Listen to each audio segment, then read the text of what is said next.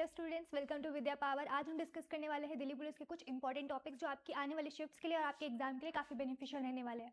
अगर आप एग्जाम देने जाते हो तो इनको ज़रूर रिवाइज करके जाना। हम यहाँ पे ध्यान देते हैं जीके की बात करते हैं। हम यहाँ पे जीके में पोल साइंस से जो आपका आया है वो भारतीय संविधान से रिलेटेड चीज़ें आई हैं। हाँ, जो आपके संविधान से चीज़ें आई हैं वो आपके अनुच्छेद पूछे गए हैं।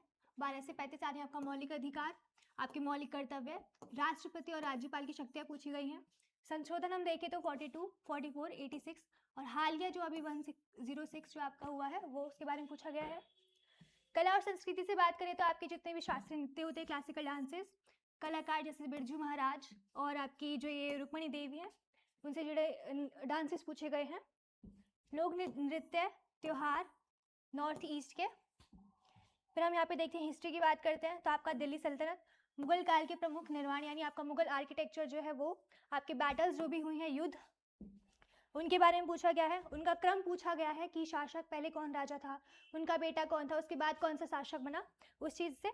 आधुनिक भारत से 1857 की क्रांति पूछी गई है। गांधी युग के बारे में पूछा गया है और महत्वपूर्ण संगठन के बारे में पूछा गया। सबसे ज़्यादा जो अभी तक वेटेज आया है वो आपका करंट अफेयर्स से आया है। करंट अफेयर्स में आपका क्या पूछा गया है, खेल पूछे गए हैं सबसे पहला इंपॉर्टेंट, जिसमें आपका ओलंपिक, एशियन गेम्स और IPL 2025 पूछा गया है। इसमें हमारे देखते हैं हम आपकी योजनाएं सेकंड नंबर पे है, नियुक्तियां आपकी थर्ड नंबर पे है। जितनी भी आप नई योजनाएं हैं, नई स्कीम्स है, गवर्नमेंट पॉलिसीज है, उनके बारे में पूछा गया है। नियुक्तियां जो भी अभी चुनाव हुए हैं या G20 शिखर सम्मेलन जो हुआ है उसमें क्या क्या नए बदलाव है, नए नियुक्तियां हुई हैं, उनके बारे में पूछा गया है। इसके बाद एक और इम्पोर्टेंट पॉइंट है आपका अवार्ड्स। अवार्ड से भी रिलेटेड चीज़ें पूछी गई हैं। अब हम आगे बढ़ते हैं।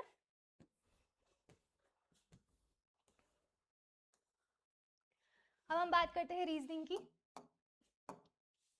रीजनिंग में जो आपका सबसे स्कोरिंग सेक्शन था, ठीक है, इसमें आपका जो है आपका फिगर काउंटिंग पूछी गई है ट्राइंगल से रिलेटेड, कि आपके कितने उसमें ट्राइंगल होते हैं, कितने स्क्वायर्स होते हैं, फिगर काउंटिंग पूछी गई है। दर्पण छवि और पेपर कटिंग यानी आपका जो मिरर इमेज होती है, पेपर कटिंग होती है, उससे सही 5 से 6 सवाल पूछे गए हैं।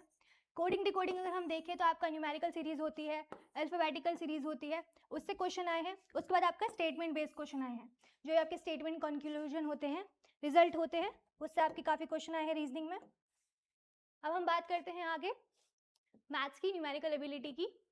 इसमें अगर हम देखें तो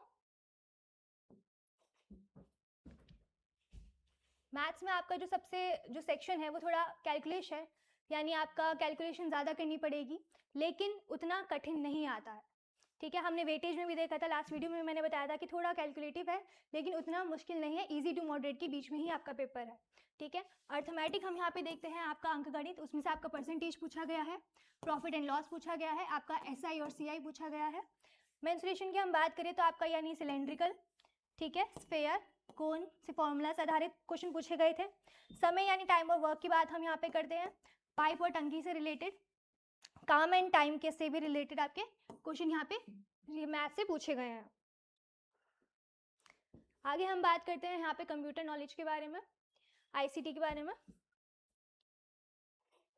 इसमें हम यहाँ पे देखते हैं सबसे जो इम्पोर्टेंट आपके जो दो टॉपिक है MS Excel की 2010 और 365, यही दोनों टॉपिक आपके MS Excel में ज़्यादातर अभी तक पूछे गए हैं। आप इन चीज़ों को जरूर रिवाइज करके जो अपने आगे देने वाले एग्जाम्स के लिए 2010 और 365 की जो भी सेल एडिटिंग है, फॉर्मूला बार है, रोज है, कॉलम्स है कि इसमें कितनी थी, इसमें कितनी थी, वो सारी चीज़ें पूछी गई हैं।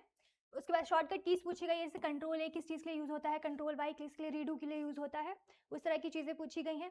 शिफ्ट प्लस स्पेस किस चीज़ के लिए यूज़ होता है, और इंटरनेट की जो आप ईमेल इंजन देख सकते हैं, सर्च इंजन जो आपके मेटा सर्च इंजन होते हैं, या आपकी CC कार्बन कॉपी जो होती है आपका BCC, और प्रोटोकॉल्स के बारे में पूछा गया है।